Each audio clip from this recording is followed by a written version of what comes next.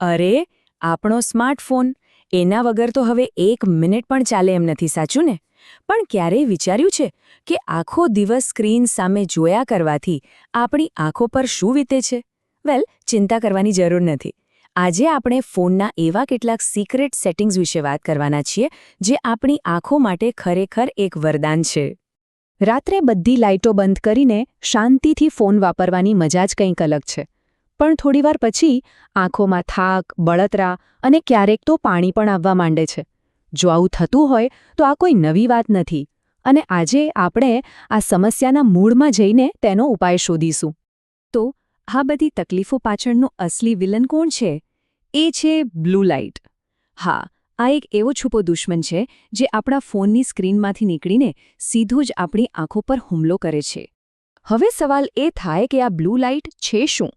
એકદમ સાદા શબ્દોમાં કહું તો આ એક ખૂબ જ હાઈ એનર્જીવાળો તેજસ્વી પ્રકાશ છે જે આપણા ફોનની ડિજિટલ સ્ક્રીનમાંથી નીકળે છે. અને એની એનર્જી વધારે હોવાને કારણે જ તે આપણી આંખોને નુકસાન પહોંચાડી શકે છે. જુઓ, આ બ્લુ લાઇટ મુખ્યત્વે 2 રીતે નુકસાન કરે છે. પહેલું, લાંબા સમયે એ આપણી આંખના પડદા એટલે કે રેટિનાને ધીમે ધીમે કમજોર કરી શકે છે. અને બીજું, એ આપણા મગજ સાથે રમત રમે છે. એ મગજને એવું સિગ્નલ આપે છે કે જાણે હજુ દિવસ છે, અને એટલે મગજ ઊંઘ માટેનો જરૂરી હોર્મોન મેલાટોનિન બનાવવાનું જ બંધ કરી દે છે. પરિણામ, આપણી ઊંઘ ગાયબ. પણ ગભરાવાની જરૂર નથી, કેમ કે જ્યાં પ્રોબ્લેમ છે ત્યાં સોલ્યુશન પણ છે. અને આ સોલ્યુશન આપણને ટેકનોલોજીએ જ આપ્યું છે. તો મળો આપણા પહેલા સુપરહીરોને, નાઇટ મોડ. એ આપણી આંખો માટે એક સુરક્ષા કવચ જેવું કામ કરે છે. જુઓ, આ કેવી રીતે કામ કરે છે.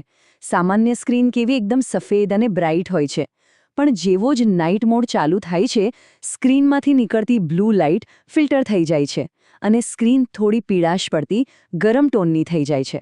આનાથી આંખોને તરત જ આરામ મળે છે. અને સૌથી સારી વાત શું છે ખબર છે? આને રોજ ચાલુ બંધ કરવાની કોઈ માથાકૂટ જ નથી.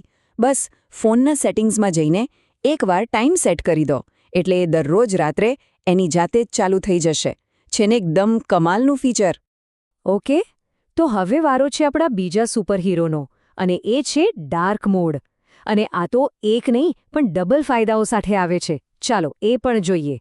જુઓ, લાઇટ મોડમાં સફેદ બેકગ્રાઉન્ડ અંધારામાં સીધું આંખોને આંજી દે છે, પણ જેવો ડાર્ક મોડ ઓન થાય, બેકગ્રાઉન્ડ કાળું થઈ જાય છે અને અક્ષરો સફેદ. આનાથી સ્ક્રીનમાંથી આવતો તીવ્ર પ્રકાશ ઘટી જાય છે અને આંખોને બહુ જ શાંતિ મળે છે. તો ડાર્ક મોડના 2 મોટા ફાયદા છે. પહેલો, એ રાત્રે આંખોમાં જે ચમક વાગે છે એને ઓછી કરે છે. અને બીજો ફાયદો તો એક બોનસ જેવો છે. જો ફોનમાં AMOLED સ્ક્રીન હોય તો ડાર્ક મોડ વાપરવાથી બેટરી પણ બચે છે, કેમ કે કાળો રંગ બતાવવા માટે પિક્સલ્સ બંધ થઈ જાય છે, એટલે પાવર પણ બચે. પણ એક વાત યાદ રાખવી ખૂબ જરૂરી છે. માત્ર સેટિંગ્સ બદલવાથી બધું જ બરાબર નહીં થઈ જાય. આપણી આદતો પણ એટલી જ મહત્વની છે. તો ચાલો હવે આંખોને આરામ આપવાના કેટલાક સુપર સિમ્પલ નિયમો પણ જાણી લઈએ. આ નિયમનું નામ છે 20-20-20. યાદ રાખો, એકદમ સહેલું છે. દર 20 મિનિટે ફોન પરથી નજર હટાવો અને લગભગ 20 ફૂટ દૂર રહેલી કોઈ વસ્તુને 20 સેકન્ડ માટે જુઓ. બસ આટલું જ. આ નાનકડી કસરત આંખના સ્નાયુઓનો બધો જ થાક ઉતારી દેશે. આ સિવાય બીજી 2 નાની પણ ખૂબ જ કામની ટિપ્સ છે. પહેલું, પલકારા મારતા રહો. જ્યારે આપણે ફોનમાં એકદમ ધ્યાનથી કશુંક જોતા હોઈએ ત્યારે આપણે પલકારો મારવાનું જ ભૂલી જઈએ છીએ, જેનાથી આંખો સૂકી થઈ જાય છે. અને બીજું, ફોનને ચહેરાથી થોડો દૂર રાખો. કેટલો દૂર? ઓછામાં ઓછો 1 ફૂટ, એટલે કે લગભગ 12થી 15 ઇંચ. આ એક ગોલ્ડન નંબર છે, એને યાદ રાખી લો. આટલું અંતર રાખવાથી આંખો પરનો ઘણો બધો સ્ટ્રેસ ઓછો થઈ જાય છે. તો હવે રહસ્યની જોવાની. આ સાંભળ્યા પછી તરત જ ફોનના સેટિંગ્સમાં ડિસ્પ્લે ઓપ્શનમાં જાઓ અને નાઇટ મોડ અને ડાર્ક મોડને તરત જ એક્ટિવેટ કરી દો. આ એક નાનકડું પગલું આંખોના સ્વાસ્થ્યમાં ખરેખર બહુ મોટો ફરક લાવી શકે છે. યાદ રાખજો, ટેકનોલોજી આપણી મદદ કરી શકે છે, પણ અસલી તાકાત તો આપણી આદતોમાં જ રહેલી છે. તો હવે નક્કી કરો, આજે આપણે જે જાણ્યું એમાંથી કઈ એક સારી આદત આપણી આંખો માટે આજથી જ શરૂ કરશો.